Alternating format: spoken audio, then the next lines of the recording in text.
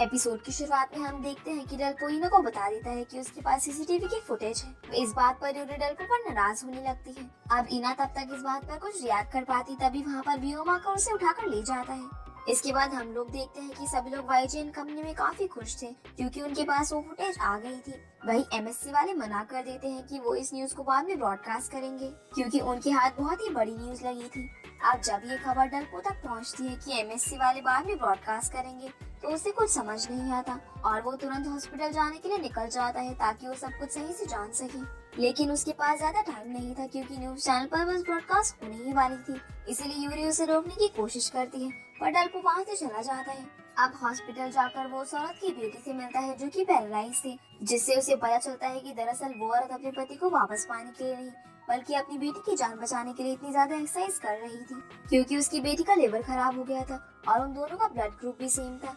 इसी वजह से वो उसे लिवर दे सकती थी, लेकिन उसकी मॉम का वेट काफी ज्यादा था जिस वजह से डॉक्टर ने उन्हें 30 किलो वेट कम करने के लिए बोला था ताकि वो अपना लिवर मुझे डोनेट कर सके।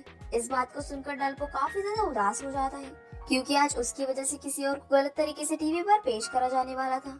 तभी वाईजीएन चैनल पर वही न्यूज ब्रॉडकास्ट कर दी जाती है जो डल्पो ने दी थी, जहाँ से जब उस लड़की को पता चलता है कि उसकी मॉम की डेथ हो गई है तो वो रोने लगती है। इसकी वजह से डल्पो भी बहुत ज्यादा उदास हो जाता है क्योंकि उसकी वजह से टीवी पर गलत न्यूज आई थी। अब जैसे ही एमएससी न्यूज में सही खबर दिखाई जाती है तो सभी लोग एमएससी वाली को ज्यादा देखने लगते हैं और वाईजीएन का मजाक उड़ाते हैं, जिस वजह से होंग यूरी पर बहुत गुस्सा करने वाला होता है।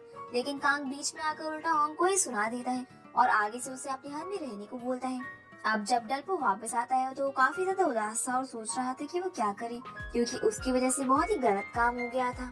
फिर हम देखते हैं कि एक मीटिंग रखी जाती है जिसमें डल्पो नहीं आता, साथ ही वो किसी का कॉल भी नहीं उठाता, जिस वजह से सभी लोग काफी परेशान होते हैं। अगले दिन लियो और वान मिलकर वाईजीएन वालों का मजाक उड़ाने लगते हैं, जहाँ पर कांग भी उनकी बातें सुन रहा था और वो उन्हें कुछ भी नहीं कह सकता था, इसीलिए वो शांत रहता है। तभी होंग उसे कॉल कर बताता है कि डल्पो अब तक वापस नहीं आया है। ये सुनकर कांग उसे कॉल करता है लेकिन डल्पो उसका फोन नहीं उठाता। वहीं हम डल्पो को देखते हैं जो एक ग्रैंडफादर के साथ नहा रहा था। तब वो उन्हें बताता है कि वो रिपोर्टर का काम छोड़ रहा है। पहले तो ग्रैंडफादर उसे समझाने की कोशिश करते हैं लेकिन जब वो नहीं मानता तो ग्रैंडफादर शांत हो जाते हैं। आगे हम लोग देखते हैं कि व्योम की मॉम व्योम से मिलने चैनसू के स्टेशन पर आती है, जिसे देखकर यूरी काफी ज्यादा शॉक होती है क्योंकि वो बहुत ही बड़े घर से बिलोंग करता था। अब जब व्योम वहाँ पर आता है तो सभी लोग और भी ज्यादा शॉक हो जाते हैं। तब सोरा व्योम के कपड़े चेंज करवाती है और उससे इना के बारे में पूछने लगती है। तब व्योम उनको सभी सामान के साथ अंदर चलने को बोलता है।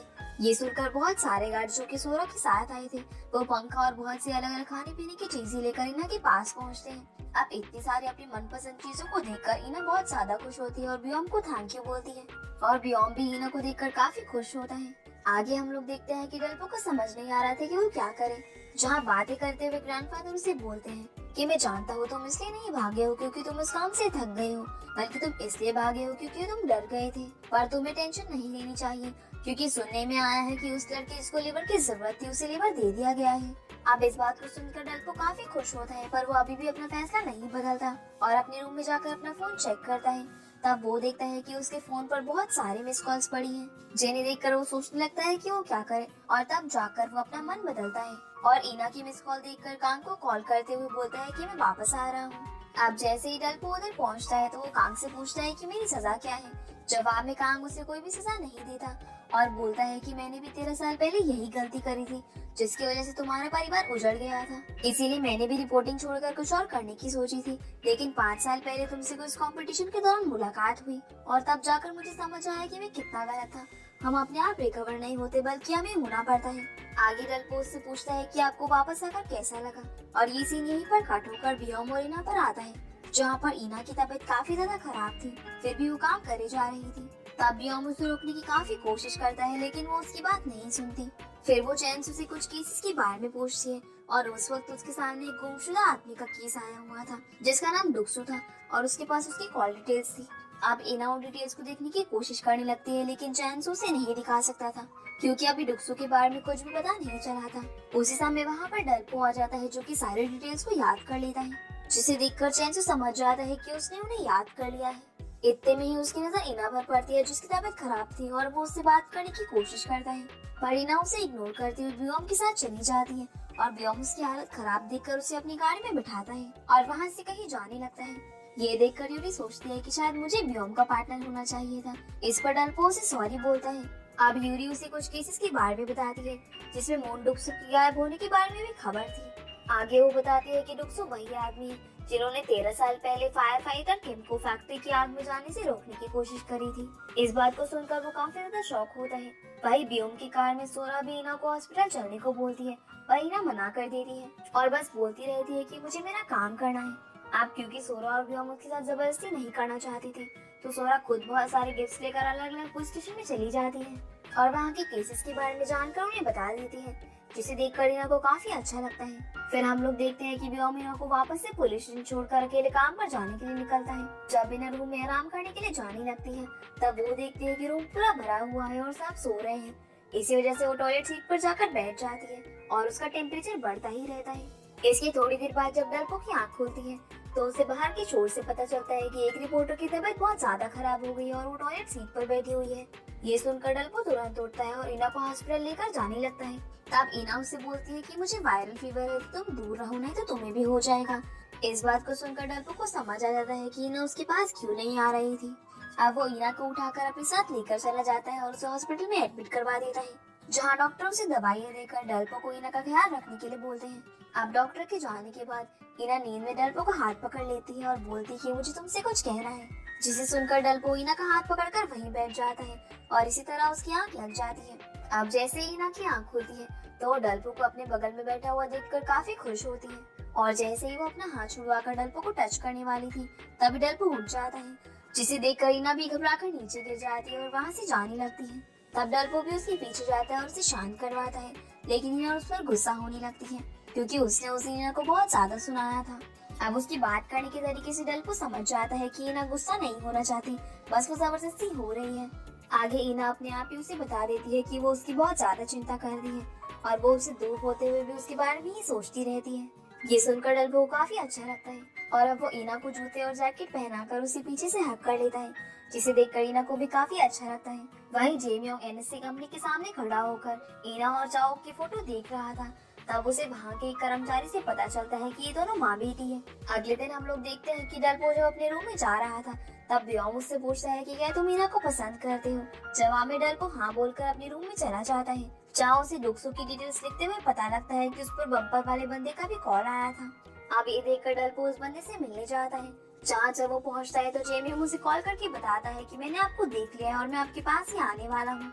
अब जब जेमियोंग उसके पास पहुंचकर उसे अपना नाम बताता है, तो डल्पो काफी ज्यादा इमोशनल हो जाता है क्योंकि वो जेमियोंग को पहचान गया था, बट वो उसे अपने बारे में अभी कुछ भी नहीं बताता और उसे ऐसे ही नॉर्मली बातें करते हुए उसे एक रेस्टोरेंट में चलने को बोलता है। तभी डल्पो को चैंसू का कॉल आता है, जो कि उसी एरिया में था, क्योंकि उन्हें सिग्नल मिला था कि डुक्सो का फोन उसी एरिया में एक्टिवेट हुआ है। अब जब वो डल्पो से इस बारे में पूछता है, तो डल्पो उसे झूठ बोलता है कि वो पुलिस स्टेशन में ही है। ये सुनकर चैंसू को शक हो जाता है, लेकिन वो कुछ भी नहीं बोलता। अब जब जेमियोंग और वो दोनों आपस में बातें कर रहे होते हैं, तब जेमियोंग उससे बोलता है कि मैं पानी ट्रांसपोर्ट करता हूँ और आप क्या करते हैं। इस पर डल्पो उसे एक और झूठ बोलता है कि मैं टैक्सी चलाता था, लेकिन अभी बेरोजगार हूँ। इस बात को सुनकर जेमियोंग उसे पहले तो खाना खिलाता है और बोलता है कि आपको पैसे देने की कोई भी जरूरत नहीं है, इसके अलावा तुम मेरे छोटे भाई जैसे हो और तुम मुझे भैया बुला सकते हो। इस बात को सुनकर डल्पो को बहुत ज्यादा ही अच्छा लगता है। अब वैसे मैं आपको बता दूं कि डल्पो ने यहाँ पर झूठ इसलिए बोला था क्योंकि वो जानता था कि उसके भाई को रिपोर्टर से काफी ज्यादा नफरत होगी। आगे हम लोग देखते हैं कि व्योम को डांट पड़ रही थी क्योंकि वो सिर्फ इना पर ही ध्यान दे रहा था और कुछ भी काम नहीं कर रहा था। तब ली बीच में आकर व्योम को बचाता है, जहाँ सियाओना बीना के बारे में बोलने लगता है कि वो चीफ की बेटी है, तो सब लोग उसे बहुत ज्यादा ही सपोर्ट करते हैं। अब इन सब बातों को इना और उसकी मम बगल वाले वॉशरूम से सुन रहे थे। ये सुनकर इना बोलती है कि शायद आपको इन सभी को सच बताना चाहिए कि मैं अकेले ही काम करती हूँ। जवाब में चाओ उसकी बेइज्जती करती है और वहाँ से चली जाती है। ये देखकर इना रोती हुई बाहर आती है। वहीं जब डल्पो ऑफिस से निकलता है, तो काम उसे उसके भाई का कॉन्टैक्ट नंबर यूरी से भिजवाता है, जिसे जब यूरी पढ़ती है तो उसे कुछ भी समझ नहीं आता। आगे हम लोग देखते हैं कि ना गुस्से में एक रेस्टोरेंट के सामने जाकर चिल्लाने लगती है। तब उसकी नजर पड़ती है कि उसी रेस्टोरेंट में डल्पो बैठा हुआ है, जिसे देखकर ना आगे जाने लगती है, पर डल्पो उसे मैसेज करके उसके पास आने को बोलता है। फिर खाना खाते वक्त ना उसे सब बताती है, जिस बात को सुनकर डल्पो उसे संभालता है। अब जब ये दोनों बाहर जा रहे होते हैं, तब बातें करते करते डल्पो इना को पहली बार किस करता है, जिससे इना को भी पता चल जाता है कि डल्पो उसे पसंद करता है। अगले दिन हम देखते हैं कि इना और व्योम को उनकी पहली रिपोर्ट तैयार करने के लिए बोला जाता है, जिसे सुनकर ईना काफी खुश होती है क्योंकि वो टीवी पर आने वाली थी। अब आगे हम लोग देखते हैं कि ईना, व्योम, यूरी और डल्पो यहाँ से अपनी अपनी जगह जाने के लिए निकल ही रहे होते हैं। तभी वहाँ पर चॉय पहुँच जाता है। अब जैसे ही चॉय वहाँ की हालत देखता है तो वो काफी ज्यादा ही शॉक होता है और सोचने लगता है कि क्या डल्पो और ईना साथ में सोते हैं। तब बीच में व्योम डल्पो को बचाने के लिए बोलता है कि डल्पो इतना गलत काम नहीं कर सकता क्योंकि वो यूरी को पसंद करता है। इस बात को सुनकर यूरी काफी ज्यादा शॉक होती है, पर क्योंकि उसे भी डल्पो से बात करते वक्त ऐसा लगता था, इसीलिए वो व्योम की इस बात पर यकीन कर लेती है। अब जब डल्पो उससे मिलता है तो वो उससे काफी अजीब बिहेव करती है और बोलने लगती है कि मैं तुम्हें बस अपना एक अच्छा दोस्त मानती हूँ। इस बात को सुनकर डल्पो को कुछ समझ नहीं आता। तब व्योम उसे साइड में लेकर सब समझा देता है। पहले तो डल्पो उस पर गुस्सा होने लगता है, पर क्योंकि व्योम ने सिचुएशन के हिसाब से ही ऐसा कहा था तो इसीलिए वो कुछ नहीं कहता। अब इन चारों को हिली एरिया में भेज दिया जाता है ताकि ये वहाँ जाकर रिपोर्टिंग करते हुए सबको बता सके कि हिली एरिया में बर्फ जम जाने के कारण कितने लोग गिर जाते हैं। जब ये लोग वहाँ पर पहुँचते हैं तो इन्हें दूर दूर की जगह दी जाती है। अब क्योंकि उसी एरिया में जेमियोंग का घर था तो डल्पो बहाना बनाकर उसे घर के पास चला जाता है और वहाँ पहुँचकर उसे गाड़ी देखने लगता है। इतने में हम लोग देखते हैं कि जेमियोंग वहाँ पर पहुँच जाता है जो कि कहीं से आ रहा था, और जब वो देखता है कि डल्पो उसकी गाड़ी को काफी ध्यान से देख रहा था तो वो काफी शॉक होता है। और फिर डल्पो के लोगों से बात करने के तरीके से वो जल्दी समझ जाता है कि वो लोग एक रिपोर्टर है। इस बात से घबराते हुए जेमियोंग डल्पो का ध्यान हटते ही अपना ट्रक लेकर वहाँ से निकल जाता है। वहीं जब ईना का कैमरामैन जो कि गिरते हुए लोगों की वीडियोस बना रहा था क्योंकि वो लोगों को गिरते हुए देखने के लिए काफी बेताब था, पर ईना जानती थी कि इससे लोगों को बहुत ज्यादा चोट लग सकती है, इसी वजह से वो लोगों की मदद करने को बोलती है। पर कैमरामैन उसकी नहीं सुनता क्योंकि उससे ज्यादा सीनियर था। अब जब कैमरामैन नहीं मानता तो ईना को बहुत ज्यादा ही हिचकी आने लगती है, जिसे देखकर भी हम सब समझ जाता है। और फिर जब बच्चे सीढ़ियों से नीचे आ रहे थे तब ये दोनों कंक्रीट ब्लॉक सीढ़ियों पर तोड़ देते हैं। इस बात को देखकर कैमरामैन इन दोनों के ऊपर काफी ज्यादा गुस्सा करता है क्योंकि अब उनके पास कोई और न्यूज नहीं थी, जिस वजह से इन दोनों को ऑफिस में बहुत ज्यादा डांट पड़ती है। पर ली जानते थे कि इन दोनों ने अच्छा काम किया है और उन्हें चाउ की ईना के प्रति बिहेवियर की वजह से उन्हें ईना की चिंता थी, इसीलिए वो ईना को ज्यादा कुछ नहीं बोलते और चाउ के सामने झूठा मूठा उसे डांट देते हैं।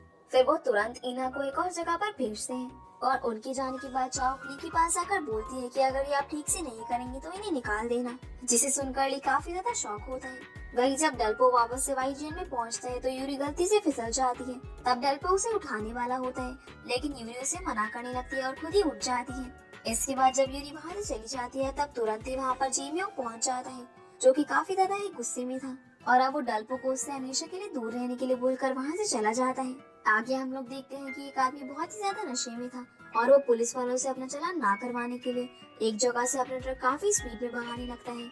ये देखकर सभी पुलिस वाले उसके पीछे लग जाते हैं। दूसरी तरफ जेमियोंग की गाड़ी ट्रैफिक सिग्नल के पास खड़ी थी और उसके पास ही एमएससी न्यूज वाले शूटिंग कर रहे थे।